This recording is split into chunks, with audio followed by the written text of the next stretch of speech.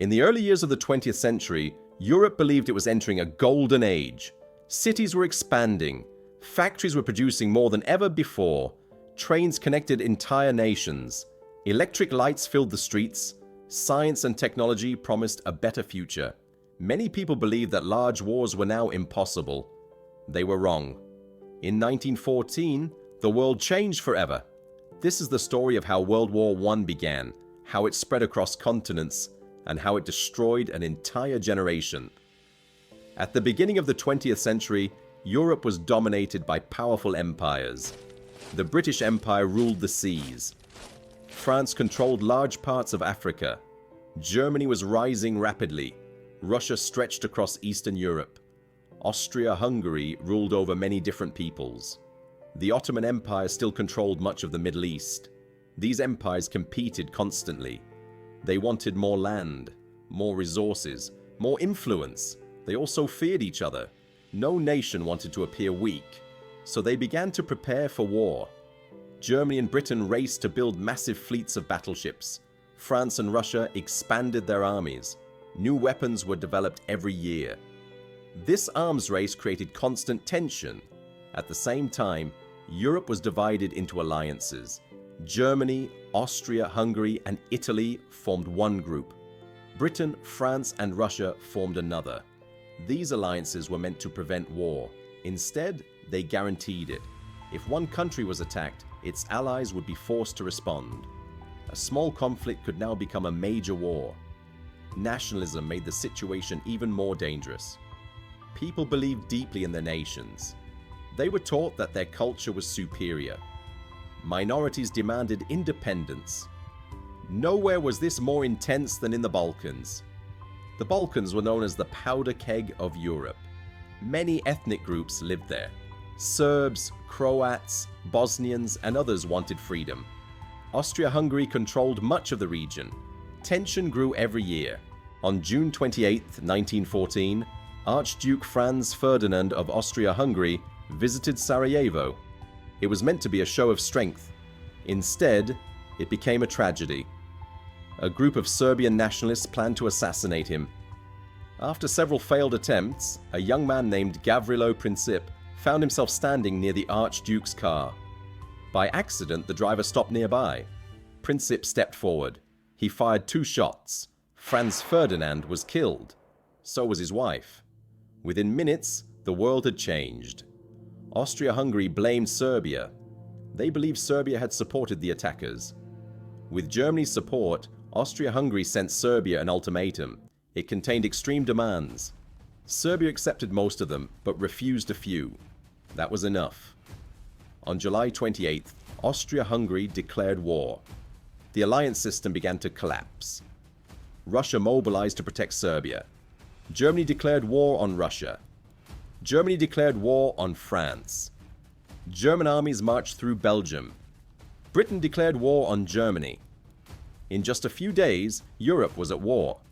Millions celebrated at first. Young men rushed to enlist. Crowds waved flags. Politicians promised quick victory. They believed the war would be over by Christmas. They were wrong. Germany launched a massive attack toward France. This plan was designed to win quickly. At first, it succeeded. German armies advanced rapidly. Paris seemed doomed. But in September 1914, French and British forces stopped them at the Battle of the Marne. The war changed. Both sides dug trenches. From the North Sea to Switzerland, hundreds of kilometers of trenches appeared. This became trench warfare. Life in the trenches was brutal. Soldiers lived in mud and water. Rats spread disease. Lice caused constant itching. Food was often cold and scarce. Shells exploded day and night. Men slept beside dead bodies. Fear never disappeared. When attacks were ordered, soldiers climbed out of the trenches and ran toward enemy lines. Machine guns cut them down. Artillery destroyed entire landscapes. Poison gas filled the air. Many soldiers died without ever seeing the enemy. In 1916, the Battle of the Somme became a symbol of senseless destruction. On the first day alone, Britain lost 60,000 men. After months of fighting, the front lines had barely moved. Technology made the war even more deadly. Machine guns fired hundreds of bullets per minute. Artillery shells could flatten cities. Poison gas burned lungs and eyes. Tanks crushed barbed wire. Airplanes fought in the sky. War had become industrial. Factories now produced weapons instead of goods. Entire economies were focused on killing. By 1917, all sides were exhausted. Millions were dead.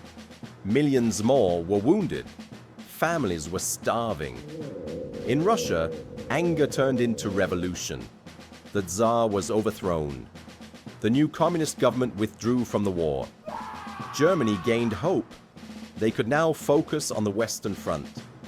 But another power was entering the conflict, the United States.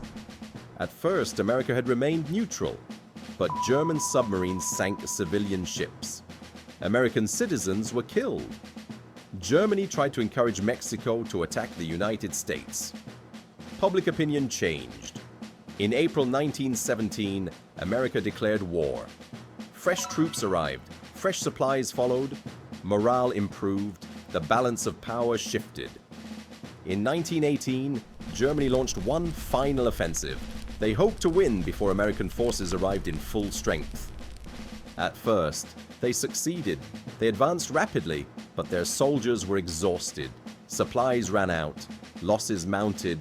The attack failed. The Allies counterattacked. With American support, they pushed the Germans back. Germany began to collapse. Strikes spread. Food shortages worsened. Revolution threatened. The Kaiser abdicated. The government asked for peace. On November 11, 1918, at 11 o'clock in the morning, the fighting stopped. After more than 4 years, the war was over. World War I had killed over 20 million people. Entire regions were destroyed. 4 empires collapsed. The German Empire, Austria-Hungary, the Ottoman Empire, Russia. Europe was traumatized. In 1919, leaders met in Versailles to create peace. Germany was blamed for the war. They were forced to pay enormous reparations. They lost territory. Their military was restricted. Many warned that these punishments were too harsh. They were ignored. The treaty created bitterness and humiliation. It planted the seeds for another war. 20 years later, those seeds would grow into World War II. World War I was not caused by a single man. It was caused by fear, by pride, by competition, by failed diplomacy. Leaders chose confrontation instead of compromise. Millions paid the price. It showed how quickly progress can disappear, how easily civilization can collapse, and how fragile peace truly is. If you enjoyed this story, subscribe to The Goated Historian. Because history is not just about dates and battles, it is about choices and their consequences.